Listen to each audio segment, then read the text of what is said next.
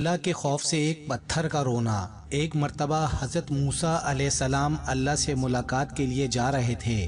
ایک جگہ ان کو پتھر سے رونے کی آواز آئی تو اس سے پوچھا کہ کیوں رو رہا ہے؟ پتھر کہنے لگا کہ مجھے اللہ کا ڈر ہے کہ کہیں قیامت میں اللہ تعالیٰ مجھے بھی جہنم میں نہ ڈال دیں۔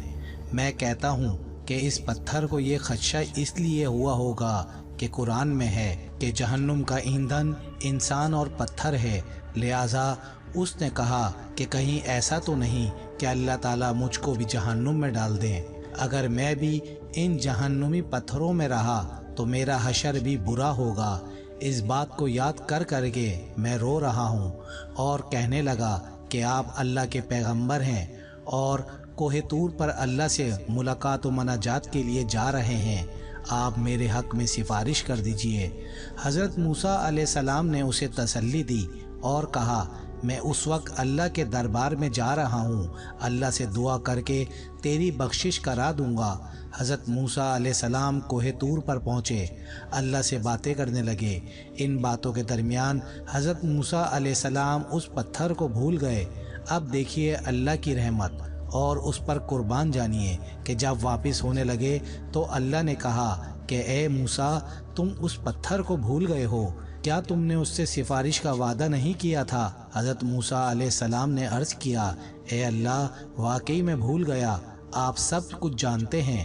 اللہ تعالیٰ نے کہا کہ جاؤ اس سے کہہ دو ہم نے اس کی مغفرت کر دی اور اس کو بخش دیا، اور دیگر پتھروں کے ساتھ اس کو جہنم میں داخل نہیں کروں گا۔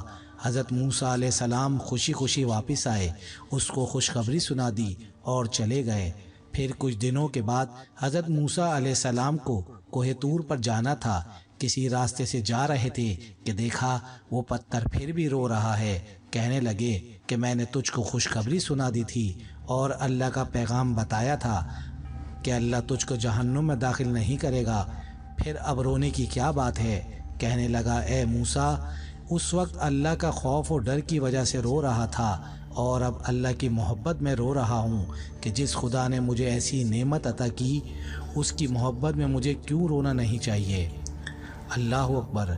ہم کتنی نعمتیں کھاتے ہیں لیکن کیا اللہ کی محبت دلوں میں سمائی ہے؟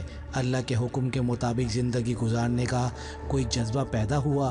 جانور اللہ سے ڈرے اور پتھر میں اللہ کا خوف ہو، لیکن انسان بے خوف ہو کر زندگی گزاریں، کس قدر تعجب کی بات ہے۔ اس ویڈیو کو شیئر کریں، اچھی بات دوسروں تک پہنچانا صدقہ جاریہ ہے۔ جزاک اللہ۔